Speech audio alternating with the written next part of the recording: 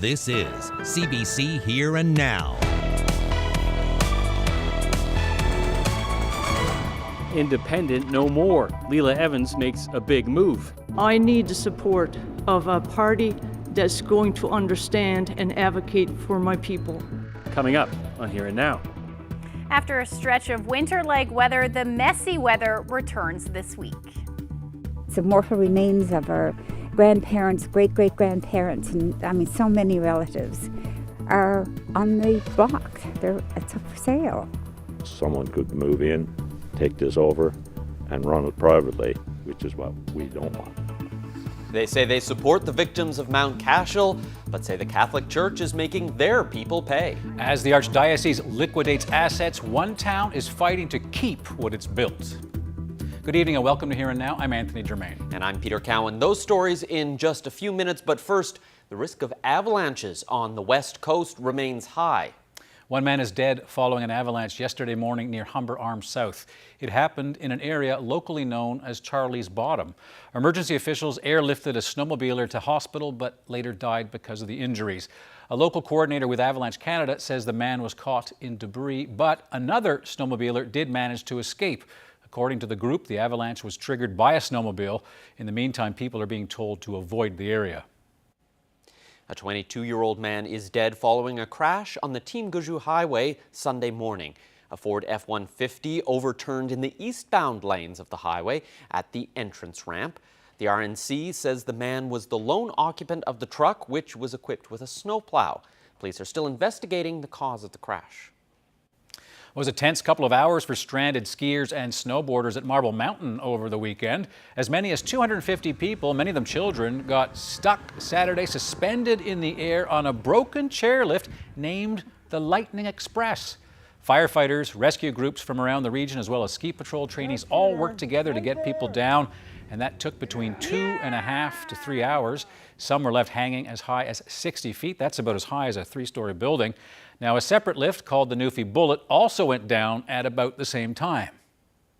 When the fire department showed up, they were coming around and throwing blankets up to people on the chairlift, so that was helpful. And then another man, I believe he was the electrician at Marble Mountain, he came around with bags of hand warmers and foot warmers that he was throwing up to people on the lifts as well. I was about 50 feet up. It wasn't very good. It made my arms feel heavy, and I had the weight of my snowboard on my foot, and it made everything feel really heavy.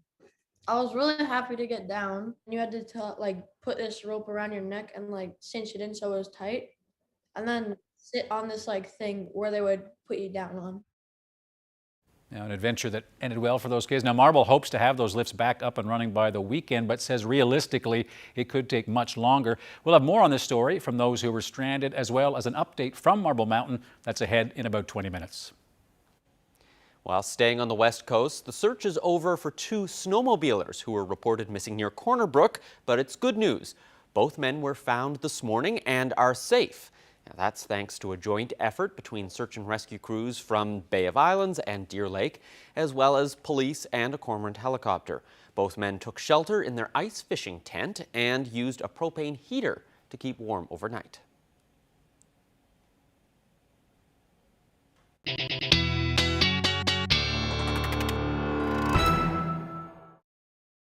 Well, it's getting pretty slick out there today. We do have some freezing drizzle in and around the metro area, some wet roads as well, and it will get a little bit slippery as we head through the evening hours tonight. Those winds, they're out of the east, onshore winds. That's why we're seeing some of that freezing drizzle, about 20 kilometers per hour right now in St. John's. And with those temperatures well below zero, about -3, we're going to see that freezing drizzle stick around at least for the next couple of hours. And then as we get into the early morning hours, we're going to see that transition to snow. Snow the story really tonight right across the board. Snowfall warnings on the west coast as well as southeastern Labrador. And then the winds are going to pick up. We're looking at some pretty gusty winds as we head through tomorrow evening, along with some rain for the east. I'll break the full forecast down coming up. The number of people in hospital because of COVID-19 took a big jump over the weekend. There are now 25 people in hospital because of COVID. That's an increase of 9 from Friday's numbers. The province also announced 2 more deaths, a woman in her 70s in Eastern and a woman over 60 in Central. There are 3,200 known active cases, which is almost double the number from just 2 weeks ago. Over the weekend, there were 1,200 new cases. Well, in other news, the provincial NDP has a new member today. The MHA for Torngat Mountains has been sitting in the House of Assembly as an independent since last fall, but now Leela Evans has joined her second party in 3 years. Here now's Mark Quinn reports. Leela Evans says this wasn't a snap decision. It was a gradual thing that occurred over a period of time. And what I come to believe is that this is the decision that's best for me personally and for my district of Torngat Mountains. Evans was first elected in 2019 as a member for the Progressive Conservative Party, but she left the PCs in October 2021, saying the party wasn't doing enough to help the people of Labrador. Today, Evans said she enjoyed being independent, but she believes she can accomplish more with the NDP. My district needs a lot of attention. Since Confederation, my district unfortunately has been neglected. We haven't been given the same level of services and access to resources as other districts. And so I need the support of a party that's going to understand and advocate for my people. Evans is confident the constituents who've elected her twice will support her move to the NDP. And she promises she'll keep on working with other independent MHAs, such as Perry Trimper. He's a huge ally, he's a huge advocate for Labrador, and we're going to continue to work together on the issues. With Evans joining the NDP, there are questions about who will be the next leader of the party. Evans says she'll focus on serving her constituents and support Jim Dinn as the interim leader right now. Mark Quinn, CBC News, St. John's. It looks like a fire sale. Churches, parish halls, even cemeteries. The insolvent Roman Catholic Archdiocese of St. John's is liquidating assets to pay compensation to survivors of abuse at the Mount Cashel Orphanage. Now, it's a process that's generating much concern and a lot of upheaval. And as Terry Roberts reports, there are those in the town of Burin who are fighting back. Locals call it the old St. Patrick's Roman Catholic Cemetery. But an ambitious restoration project has dramatically transformed this hallowed ground on Seaview Drive in Burin. Ancient grave markers, once hidden amid overgrown altars and creeping undergrowth, can now be seen again, all part of a $500,000 makeover, which has transformed the area. It was made possible by some big money, raised by volunteers like these, through Chase the Ace and other lotteries. Our son is here. For the first time in decades, loved ones can again be laid to rest here. A new non-denominational columbarium where cremated remains can be inurned. But a stop work order from the Archdiocese has halted the development. Some $200,000 in cash raised by the cemetery committee has been seized as part of the insolvency process. The bodies are the remains, the mortal remains of our grandparents, great-great-grandparents, and so many relatives are on the block. It's up for sale. All of our cemeteries are. Lawyers, real estate agents, surveyors, and others are picking through the assets of an institution that's been part of this province's social fabric for generations. And this columbarium could make the cemetery a tempting target for potential buyers. Someone could move in, take this over, and run it privately, and they could certainly make money on it, which is what we don't want. We feel betrayed. We put our heart and soul in this. Committee members want their $200,000 back and are consulting with a lawyer to see if they have a legal leg to stand on. They hope to buy the cemetery for $1 so they can finish their work and keep it from falling into the hands of private interests. Committee members agree Mount Cashel victims should be compensated. But there should be a way of doing it without destroying everything that we held dear to us. A court has approved a tender package for church properties in the St. John's region, including the Basilica Complex. 2 churches have already closed. A second round of tenders for properties outside of St. John's is now being prepared and will almost certainly include St. Patrick's Church in Burin. What's less certain is the fate of this and other cemeteries. The people are being made to suffer for something that we really had nothing to do with. There just might be some good news for the cemetery committee. Jeff Budden is a St. John's lawyer, and he represents dozens of Mount Cashel abuse survivors. He tells me he hasn't seen any evidence to date to suggest any cemeteries will be impacted by this insolvency. As for that $200,000 the cemetery committee wants back from the Archdiocese, that's not likely to happen. Archbishop Peter Hunt is not doing interviews, but he tells me the parish in Burin is not being treated any differently than any other parish in the Archdiocese. Terry Roberts, CBC News, St. John's. The Newfoundland and Labrador Alliance for Peace and Solidarity held its first ever rally over the weekend in St. John's. The group is calling for world peace and also for Canada to get out of NATO. As the situation continues to unfold in Ukraine, local peace activists gathered outside Colonial Building to call on the federal government to stop selling arms, de-escalate all conflicts involved with, and to withdraw from NATO. The NL Alliance for Peace and Solidarity also wants to see the end of conflicts in Yemen, Somalia, Syria, and Palestine. We believe that NATO is an aggressor and an aggravator, and we don't believe that Canada should have part in policing the world. We don't believe that's Canada's role. But we want to call for a ceasefire. We want peace talks. We want an agreement between Ukraine and Russia. When we're not taking sides, we don't want people to die on either side. You know, we want an end to the conflict. To other news now, the Association for New Canadians wants to give teens a jump start on potential career paths. Coding for Success is the name of a new program, and it's aimed at teenagers in the province. And it teaches young people the basics of computer coding and programming so they can see whether they're interested in pursuing a career in that field. This program was initiated last year when we figured that those immigrants and new Canadians who come to Canada, they have a lot of potential to participate in the economy. So in the current trend is all about coding. If you look into high schools, it has become part of curriculum. So there is a need now, which we identified, that there should be an intervention at an early stage, even before they reach university.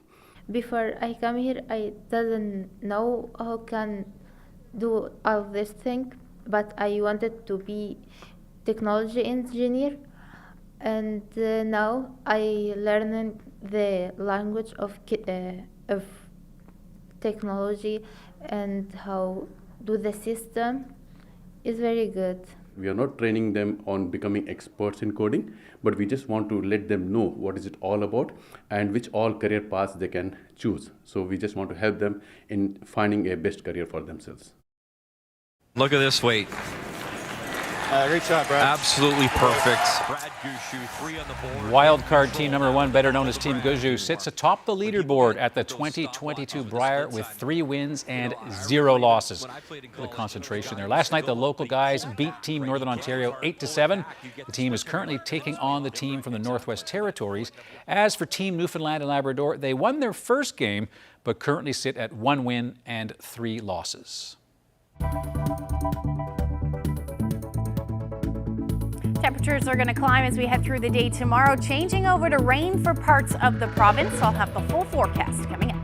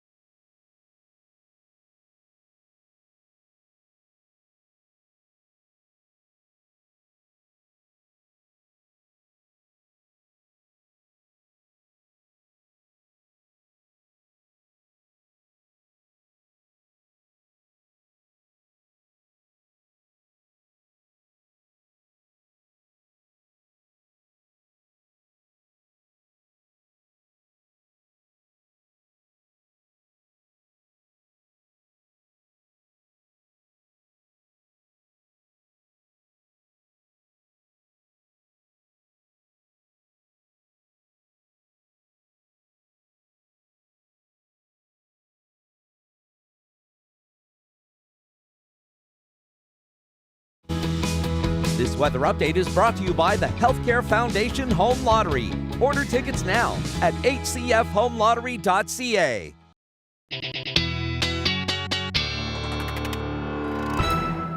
Actually, we had a nice little change. It seems that most weekends is when the storms all arrive, and this weekend, it was actually kind of calm, at least here in the east. It was beautiful. A little bit windy, so it did feel a bit chilly out there, but that sunshine was absolutely gorgeous. Hopefully you got out to enjoy it. I did get out a little bit, and let's be honest, wind is, you just kind of expect that as par for the course. It's true, yeah. But yeah, and you took a nice picture. I did. Take a look at this. So this is this was the view yesterday afternoon. Clouds started to roll in. What this is not only beautiful, but we've got a number of things, atmospheric optical phenomenons happening. So first of all, sundog, those are pretty regular. We see those a lot when we see these colder temperatures along with the sun, and particularly up in Labrador. And this is basically the sun's rays refracting off of tiny ice crystals that moved in. In this case, it's the high cirrus clouds. So we saw sundogs, we saw a 22-degree halo, and then faint, very faint, but it was there. It was a parhelic circle. So definitely it was a treat, and that is the indication that there's some snow or some weather on the way, and there certainly was. Overnight last night we saw some snow for parts of eastern Newfoundland. Temperatures today not bad out there, hovering around -2 for St. John's. Similar temperatures right across the board. Port aux Basques around 0 degrees. Up across Labrador, single-digit temperatures, single-digit temperatures for you as well. So a lovely day, -6 in Happy Valley, Goose Bay as far as those temperatures go. A little bit of a wind chill out there now. I was talking about those easterlies a little bit earlier, particularly for St. John's. Wind chill feeling more like -8. And then as we head towards central, you're looking at those, particularly Gander, about -11, and then up across Labrador, -12 is what it's feeling like in Happy Valley, Goose Bay. So taking a look at the current satellite radar, not a whole lot happening. Got lots of cloud cover though. A few flurries showing up on the radar for the Bonavista Peninsula, but we are seeing some freezing drizzle. That does not show up on radar very well, but that risk of freezing drizzle will generally continue in those easterly winds as we head through the next couple of hours, and then we're going to start to see some snow move in. So here's a look at the temperatures tonight. We'll lose a few degrees here and there.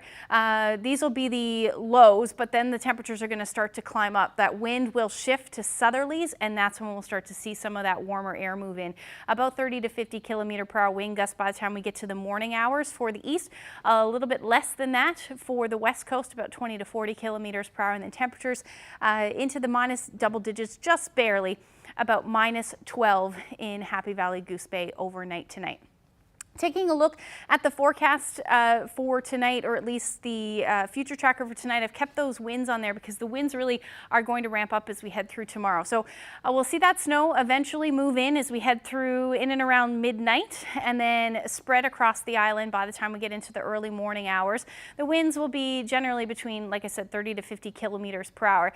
Then as the system continues to track a little bit further north, we're going to see the potential to change, or we will see the potential of some freezing rain, but it will change over to rain into the afternoon as those temperatures climb up. So pretty much from Bay St. George through the interior, through Gander, and then points eastward is where we're going to see that change over to some rain. And then eventually those winds are going to pick up, gusting around 60 km/h. Anywhere north of that, we'll see snow right up through to southeastern Labrador, where we do have those snowfall warnings in place.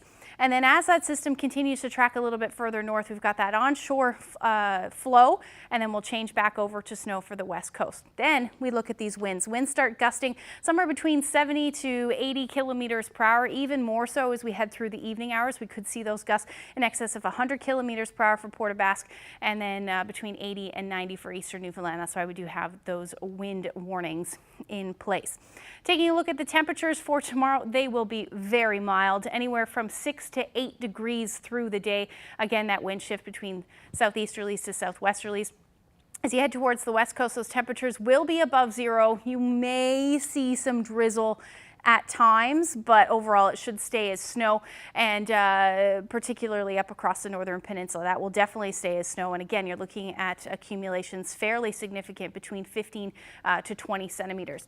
Taking a look at the forecast for Labrador, temperatures will be above, or rather below zero, but just barely for Mary's Harbour, -1, -10 for Nain, and your temperature around -7 for Lab City. So let's look at the forecast. We'll look ahead at the rest of the week when I come back. You know one thing cross-country skiers never ever have to worry about? Chairlifts. Meet the children and their parents who were successfully rescued from Marble Mountain this weekend after a chilly 3 hours trapped on the chairlift. That's coming up.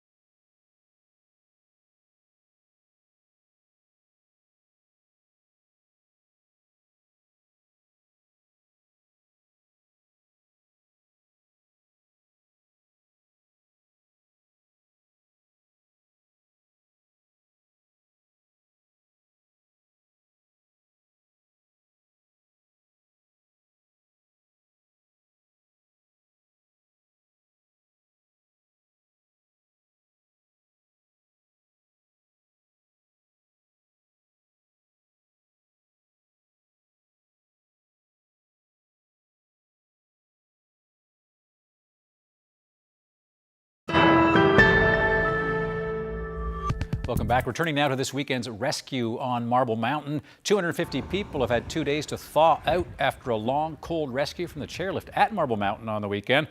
The Lightning Express chairlift ground to a halt because of a malfunction, leaving people suspended and stranded. And at about the same time, another lift, the Newfie Bullet, also malfunctioned. Well, joining me now are three people who were at Marble when the chairlift froze. Melissa McDonald and her children Caleb and Kylie are in Humber Village. Melissa, let me start with you. You're a snowboarding family. Walk me through what the plan was for you on Saturday. Well, it was supposed to be just a regular day. We were going, the kids had their snowboard program, and on their first run, partway up, the chair just stopped. We thought, oh, well, it's normal for the chair to stop once in a while. But then we found out that they were going to have to evacuate everybody off the chair. So I decided to walk up and see where my kids were.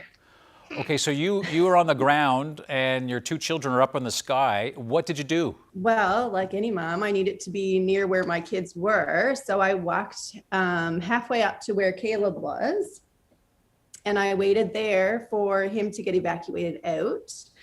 And then once he was evacuated out, I walked up further to where Kylie was. And then she ended up being there for an extra hour and a half. Oh. So we waited there for some time. Okay, so Caleb, let me ask you a question. When did you realize that something wasn't right? I'd say after like maybe 10 minutes, probably, because I thought someone would have just like fell, because usually when someone falls down, they usually stop the chairlift. So I thought someone just fell down. And then after probably like 10 or 20 minutes, I was like, what is this person doing? and then it just kept, and then we just kept waiting. And then when we saw the ski patrol coming, then we saw them like taking all the stuff. We thought they were gonna use like a trampoline or something that we had to jump down onto or something. I'm glad they didn't use a trampoline. Kylie, how long were you up there? 3 hours. 3 hours? Yeah. How did it feel sitting up there watching and waiting and waiting and waiting? It was kind of scary, and it was really cold. It must have been, because I know, talking to Ashley Brawweiler, our meteorologist, and keeping track of the weather, it was really windy as well. How scary was it? Not that scary, but it just felt kind of lonely. But I was there with my friends, though. Okay, so at least you had friends. So Melissa, you're watching all this from the ground, and you must have recognized, okay, time is starting to tick by. Were you worried about, how cold it was for your kids? Oh, definitely. But there was actually, when the fire department showed up, they were coming around and throwing blankets up to people on the chairlift. So that was helpful. And then another man, I believe he was the electrician at Marble Mountain, he came around with bags of hand warmers and foot warmers that he was throwing up to people on the lifts as well. I'll save my last question for the two kids on this. What was the rescue like actually being taken out of the chair? Fun. It was fun? I was really happy to get down. And they kind of one guy had this like slingshot with a hockey puck and a rope. Okay. So he like slingshotted that over the wire that the chair was connected onto. And they threw like another rope up, and you had to like put this rope around your neck and like cinch it in so it was tight. And then sit on this like thing where they would put you down on. All right. Kylie, how about you? Last word to you. It was fun. And Caleb, you missed some steps. You put it over your head and under your armpits. And then you sit on this T-bar thingy, and then they would like pull you down. All right. Well, listen, I'm glad that you didn't get any frostbite, even though you were up there so long. Thank you so much for sharing your story. And now you've got quite a story to tell people, and I appreciate you sharing it with us. Thank you very much. Thank you. Thank you. Well, another young person who was stuck up in the freezing winter sky at Marble Mountain is 10-year-old Owen McCarthy, and he joins us now from Corner Brook. So, Owen, when you went to school today, there must have been quite a few questions. What was your day like? Good. There were a lot of questions. People were asking me if it was cold and how high I was. All right. And what did you tell them? I told them that it was really cold out and that I was getting tired of being out there, and I was about 50 feet up. 50 feet up. What was it like being up there for so long? It wasn't very good. It made my arms feel heavy, and I had the weight of my snowboard on my foot. Right. And it made everything feel really heavy. Yeah, of course, and obviously very, very cold. Were you afraid at all? Not very, but it was kind of scary being up that high for a long time. I'll bet. What was the rescue like? Because I've seen some pictures, and of course I've seen the picture that your mom posted of you in the blanket. What was it like being taken out of that chair finally? It felt weird. As soon as I hit the ground, I felt light, and they took my board off, and my whole body felt light, and it felt really weird. Okay. And did they give you some soup or some hot chocolate or something? How long did it take for you to warm up? It took me about 5 minutes, and then I left. I didn't get any food or anything. I just got a bottle of water. Okay. Well, listen, I'm glad you made it. You look fantastic. I'm glad you're healthy, and thanks for sharing your adventure with us. All right. Thank you. Warmed up in 5 minutes. Good circulation. Well, time may have dragged on for those stuck up in the chairlift, but Marble says everything went as well as it could, and crews got people down in record time. And for when things will be up and running again, well, repairs are underway, but Marble Mountain says it's a complicated fix. Timeline is hard to say because the repair does involve inspections, and with inspections, other things could potentially come up. We're saying right now that in the best case scenario, if everything went perfectly, we could have the chair operating as soon as maybe the end of this weekend. But realistically, this fix could take up to a couple weeks. I just have to say a big shout out to, first of all, our ski patrol at Marble Mountain. Also, all the other ski patrol that just coincidentally were in the area for a ski patrol skills training. The fire department response was incredible from Cornerbrook and Steadybrook's fire department. All the search and rescue professionals from the area arrived. The RCMP were there, and just the locals helping with their snowmobiles. I think the sheer amount of people we had there supporting that day made all the difference, and why this evacuation actually seemed to happen in record time.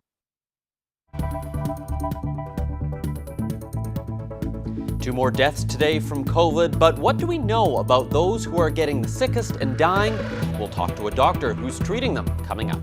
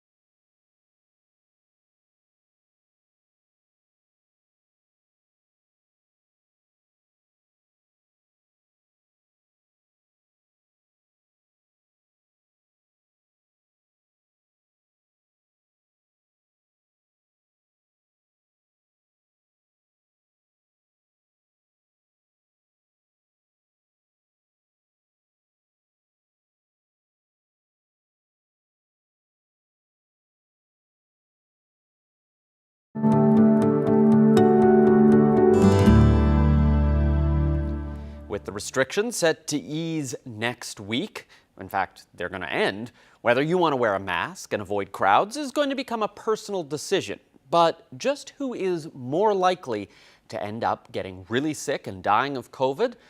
Who are the people who need to take those extra precautions? Well, we got a breakdown from the province, and here's what we know. Since the start of the Omicron wave, 138 people have needed hospital care. But remember, that's out of 24,000 known cases, so that's about 1 in every 174 reported cases. But health officials have said only a third to half of the cases actually show up in those numbers. The older you are, the more likely you are to end up in hospital, with half of those people in hospital being over the age of 70. And when it comes to death, that's even greater. Half of the people dying are over the age of 80. So only about 6% of our deaths were people under the age of 60, and the province says all of the deaths had underlying health issues. But what about the vaccination status? Only about 5% of the population is unvaccinated right now, but they make up 19% of the deaths and 27% of the people needing hospitalization. Well, who's treating them? Dr. Peter Daly is a professor of infectious diseases, and he's been seeing many of these cases, and he's here to provide some insights about just what's happening. Dr. Peter Daly, thanks for joining us. Good morning, Peter. So what are some of the common things that you're seeing about who is ending up in hospital right now because of COVID-19? Well, we know about the Omicron variant that it is relatively less virulent than the Delta was. And so we're seeing a fair number of weak and frail elderly patients admitted to hospital with COVID-19 at the moment. In fact, we're starting to see for the first time in the last month or so the incidental COVID-19. That is the patient who's admitted to hospital for other medical problems, but is incidentally discovered to have COVID-19, which is not actually causing the admission. So we've started to divide those that are admitted because of COVID and those are admitted with COVID incidentally. And so those who are admitted because of COVID-19, can you give me an idea? Because people are trying to figure out, are they in the age group or are they in the sort of demographic that makes them at higher risk if they do get COVID? So what are some of those commonalities? We know that risk factors for admission for COVID-19 are fundamentally age. So the older you are, the greater your risk of admission or death because of COVID-19. The next most important thing we know is vaccine. So vaccine prevents infection, it prevents admission, and it prevents death. So those are the two fundamental predictors of progression. And what about comorbidities? Are there some common ones that you're seeing that maybe may make the difference between someone getting COVID and it being more mild and needing hospital care? There's no question that comorbidities play a role. That is diabetes, cancer, obesity, liver disease, kidney disease. These are all well recognized. So they have a significant influence on outcome, but they're very tiny in comparison to the other larger influences that are age and vaccine. Now, we know the vaccine is effective at preventing hospitalization and death. We have seen, though, 9 people who've died, even though they've been triple dose, so they got their booster and everything. So give us an idea, why isn't the vaccine able to protect those people? Well, we're seeing some of this we call denominator fallacy. So we have people that are sick or dying that are well vaccinated, but they represent a very, very tiny proportion of the vast majority of the province that are vaccinated. So we might be duped into thinking that vaccine is not effective, but vaccine is definitely effective. In a general sense, though, for people who are trying to figure out whether or not they should be taking precautions as we open up, as we see more cases. And what's your advice about trying to figure out people's own risk factor? We understand how the virus transmits between people, and it's a respiratory droplet. Therefore, a mask is an effective intervention. Social distancing is an effective intervention. Avoiding crowding and close spaces is an effective intervention. and vaccine is an effective intervention. The decisions about public policy have to balance the harms of these control measures with the benefits of these control measures. As people make individual risk-based choices, they have to consider those factors that I mentioned and their own susceptibility. Personally, I'm going to be cautious as things open up because I've avoided COVID-19 so far and would like to continue to avoid it. Well, Dr. Daly, I appreciate you joining us and sharing some of your insights. Thank you. Thank you.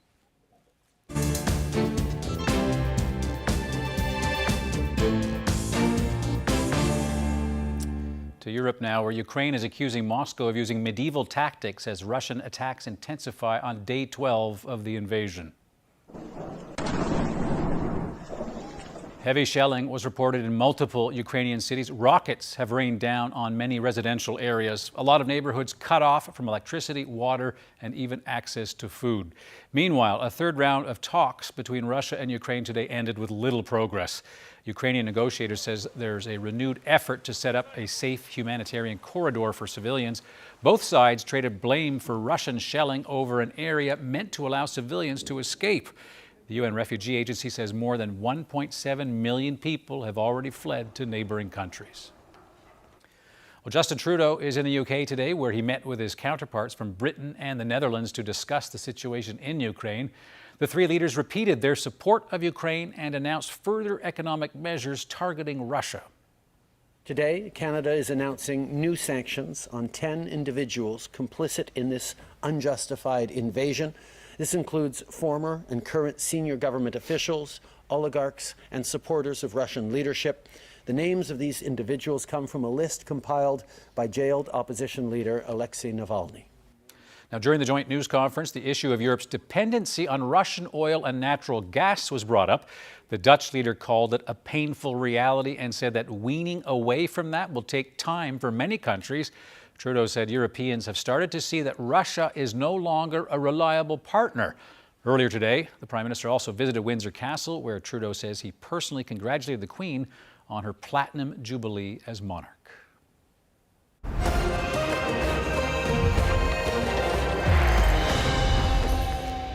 Canada continues to impress at the 2022 Winter Paralympics in Beijing on day 3. The medal total so far is 12, second only to the host country, China. CBC's Devin Haru now with all the highlights. It was a memorable Monday for Team Canada here at the Paralympics in Beijing. In fact, one of the most successful single-day medal hauls in the history of the Winter Paralympics for Canada. 6 medals, doubling the team's total here in Beijing. Let's start with Canada's most decorated Winter Paralympian, Briar winning his 14th gold medal. He won it in the visually impaired 20-kilometer cross-country event alongside guide Russell Kennedy. They were unstoppable yet again. McKeever has won this race 4 consecutive games. Much more to come from him at these games. Then it was a wicked 30 minutes. Canadians cashing in on medals. Let's go to the snowboard slopes where Canadians made history. Lisa de Jong winning Canada's first ever para snowboard medal, silver in the snowboard cross. They weren't done yet. Tyler Turner winning gold in the men's snowboard cross event. And then it was a double podium for the Canadians in the women's 15-kilometer cross-country event. Natalie Wilkie, gold. Brittany Hudak, bronze. And the Canadians weren't done yet. Alana Ramsey on the slopes in the super combined event, winning her second bronze medal of these games. What a day. Canada now has 12 medals here at the Paralympics. For CBC Sports in Beijing, I'm Devin Haru.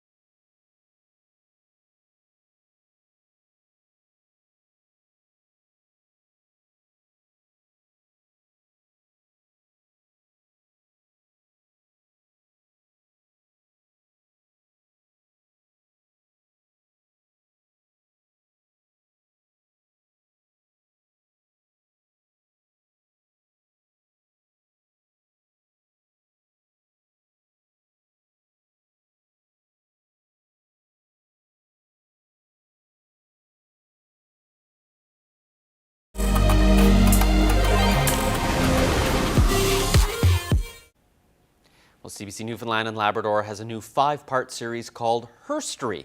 It's all about showcasing inspiring Black women in the province. Yeah, and it's hosted by Nicole Obiodiaka. And this week, she sits down with a woman who specializes in equity, diversity, and inclusion. There are so many amazing Black women in Newfoundland and Labrador who are making a huge impact and are doing remarkable things with their lives. I wanted to get their best piece of advice and find out about the experiences that have shaped them into who they are today, in hopes to inspire and empower others. Barbara Walsh is an advisor for Black-centric programming with the Association for New Canadians in Newfoundland and Labrador. You might know about her from her radio show Bobbing Around or her work on equity, inclusion, diversity, and social justice. Hi Barbara, thank you so much for taking the time out to meet with me today. Could you let me know a bit more about yourself and the organizations that you currently work for in Newfoundland and Labrador that advocate for the Black community? So when I first arrived to Newfoundland, I was the manager of settlement services. Coming from Toronto, I've been in the settlement sector for approximately 16 years or so. Also back home, I would do a lot of training workshops like corporate training in leadership, anti-racism, diversity, cultural competence. The other thing that has been going on for approximately a year now is that we have a committee called Black Voices Collective. Of course, you're a member. Yes. Gotta have you there. We've been having discussions around the Black community in Newfoundland and Labrador and how we can better help them. What are some of the issues that they're facing? Maybe some of the support systems that are available for them. So right now we're still in our early stages of discussion and trying to better, help the Black community here. And why do you think an organization like that is important to have in this province? When I came to this province, the first time was probably about 8 years ago to visit. I didn't see any diversity like I do now. I think that the Black community is definitely increasing, and we need to have something that they feel that they have some sort of support. That's definitely very important. And you're a really outspoken person. And so do you think that, are there any experiences from your upbringing, with your parents that have shaped you to who you are today? My parents are from the Caribbean, and what they taught us was that no matter the race, religion, of what you are, you have to love everybody and treat everybody with love and respect. And so my parents always, in the face of many racism or something that was happening, they always held steadfast that we got to treat people with respect no matter what they say. We got to treat them with love, have it in your heart, and just realize that everybody's the same. If you cut me, I still bleed the same blood. So you're currently spearheading a couple initiatives and projects such as the Black Voices Collective panel with ANC, as well as leading and being the moderator of the Being Black in Newfoundland panel. Could you let me know a bit more about that and the goals of these projects that you're working on? It was the first time in Newfoundland that they've ever had, the Newfoundland Public Libraries ever had a Black panel for Black history. And they asked me to be the moderator. And again, I'm doing that this year. It is actually absolutely amazing. It was a great experience to hear the voices of other Black people and how they feel and how they've been dealing with any challenges or issues since they've arrived in Newfoundland. There was one that stood out to me a lot. It's an international student, and she had her hair in braids. And another student, a white student from MUN, came up to her and just touched her hair without asking permission and basically saying stuff like, do you wash your hair, or stuff like that. And when you think about it, you can YouTube to see how people braid their hair, how people care for their hair. So why make it seem like this is something so out of the ordinary, and to just invade somebody else's space without asking their permission first? Another example that I have is someone being told at a gas station while they're pumping their gas to leave. You go back to your country.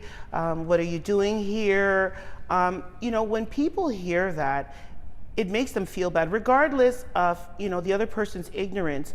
It feels bad and it feels unwelcoming, especially for newcomers. There's another example that I'd like to give, and that's, and these are all examples that people living here have shared with me. They were walking through the park, it was two friends, and it was at nighttime, and they were walking through the park, and somebody was standing, I guess, beside a bush, and they hit them with a beer bottle when they walked by and yelled out, "Go back to your country," and stuff like that. That's totally uncalled for in this day and age, really. And it's only until recently that we found that there was actually slavery in Newfoundland. Yes. There was actually 19 slave ships built in Newfoundland. So there's a lot to uncover, but I feel like I belong here. Like, yes. No one can make me feel like I have to leave or I'm unwelcome because of the color of my skin. Mm-hmm. This is where I live now. This is my home, and I love it. I'm part of the Rock. Do you have any words of wisdom or any piece of advice that you would love to share with me today and to the viewers watching as well? I always say to keep a positive outlook. Do things that make you feel better. I also let things go. Yes. So, you know, something happened to me, you know, this morning, this man cut me off, gave me the bad finger or whatever it was. I'm gonna let that go. I'm not gonna let that dictate the rest of my day. And I believe in love. I believe in loving everybody and everything. We're all connected with everything in this world, in this universe. And love is one of the most powerful things. So when somebody hates you, I say that's just the more to love them. Yes. Love them, love them, love them. Because love really, really does conquer all. That's really, really inspiring. Thank you so much for sharing that with me. And thank you for taking the time out to meet with me today. Thanks, Nicole.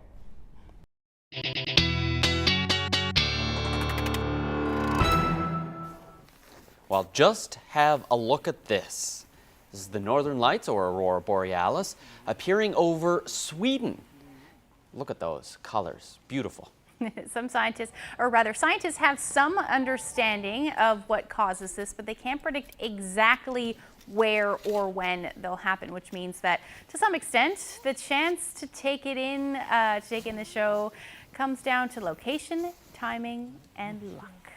Yes, it was beautiful and there were no clouds there, which is the problem that Newfoundland and Labrador has when it comes to enjoying that beautiful sight. Because I know whenever you look at the predictions and they're like, oh, St. John's might get a chance to see, oh, just clouds. Kidding, cloudy. Yeah, unfortunately, that's exactly the way it is.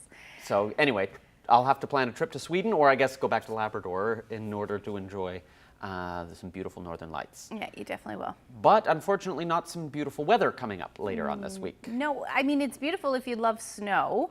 Didn't get a chance. I like the snow, it's the rain. It's that's the rain. The...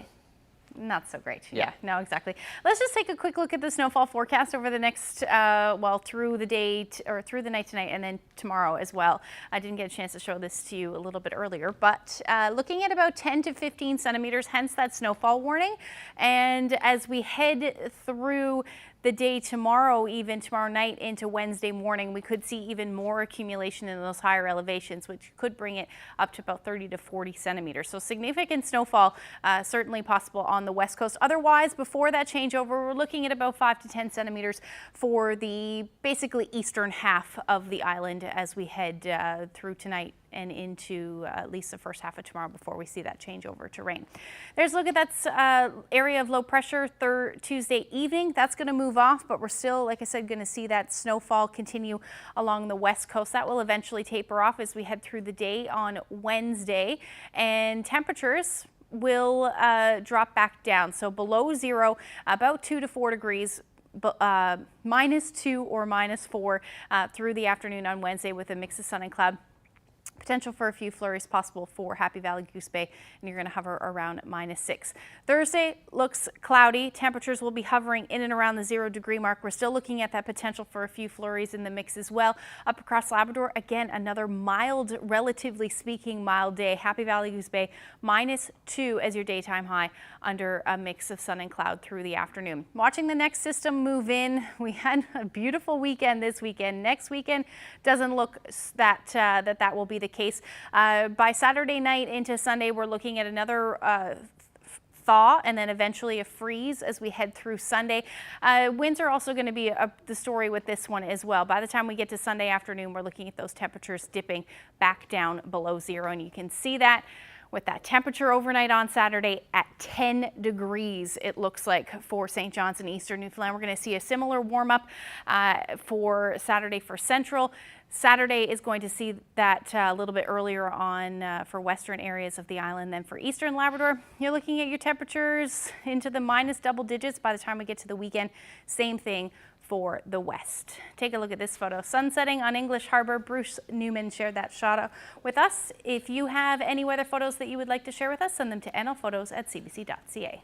Beautiful composition. Yeah, Great lots shot. of great pics with the blue sky and the sunshine.